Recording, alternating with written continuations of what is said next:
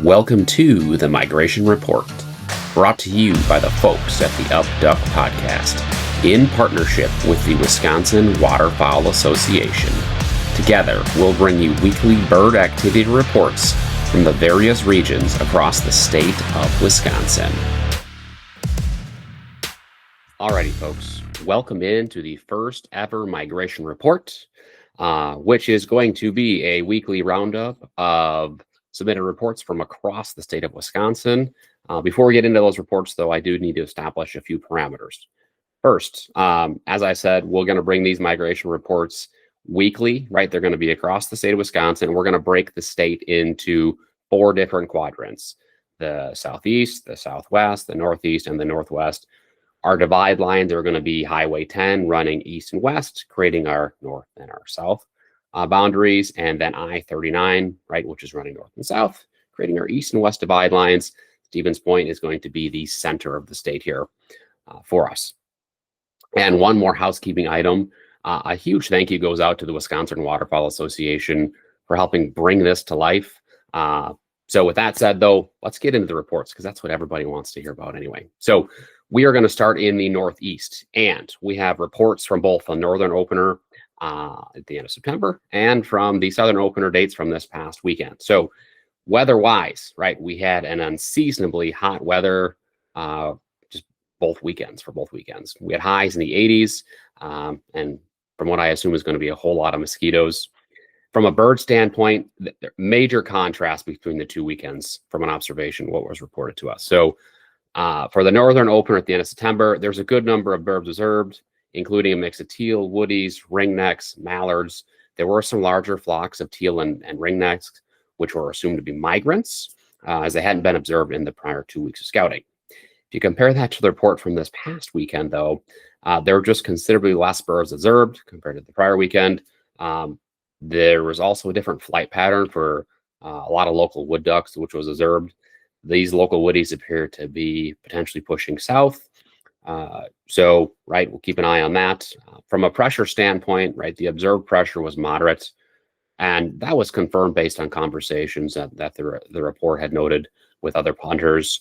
Other than that, other notable observations from the northeast was the difference in water levels between the 2 weekends. So water levels for the end of September appear to be good, but compared to this past weekend, they appear to be down.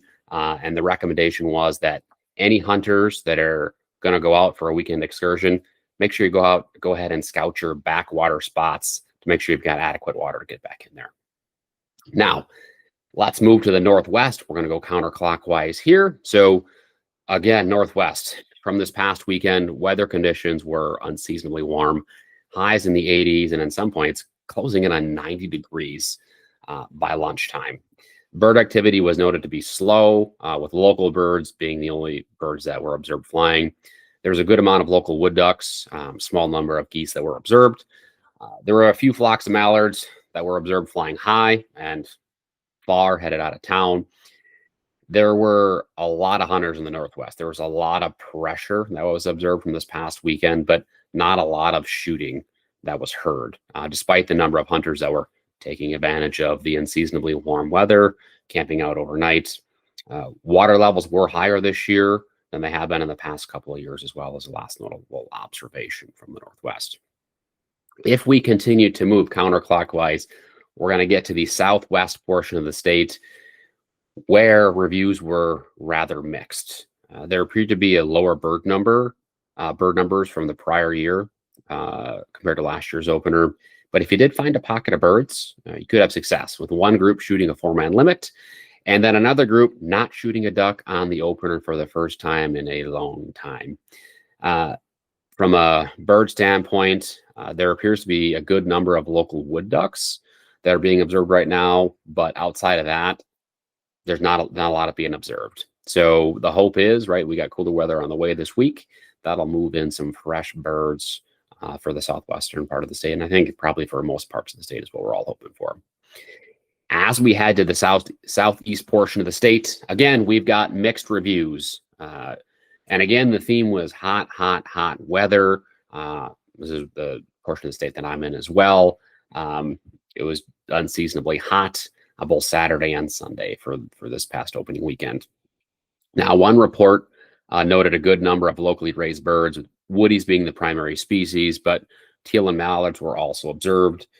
The other report contrasted that with just not seeing as many birds as expected, right? Just a few small flocks of teal and mallards, just a handful of woodies. From a pressure standpoint, major contrast as well, with one report indicating a high amount of pressure on public land, which you would expect for opening weekend, and then another report indicating there was a lot less pressure than expected on a real large piece of public land that's traditionally receives a good amount of pressure there. Final observations from the southeast part of the state included just hunters being respectful of each other, which is great to see and hear about. And then folks just happy to get out with their dog for the first duck hunt of the season.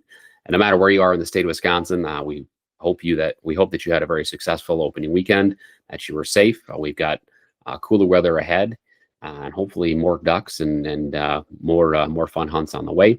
So that's it. That's a wrap on this very first migration report for 2025. Be sure to hit the subscribe button, and we'll be back next week with another episode.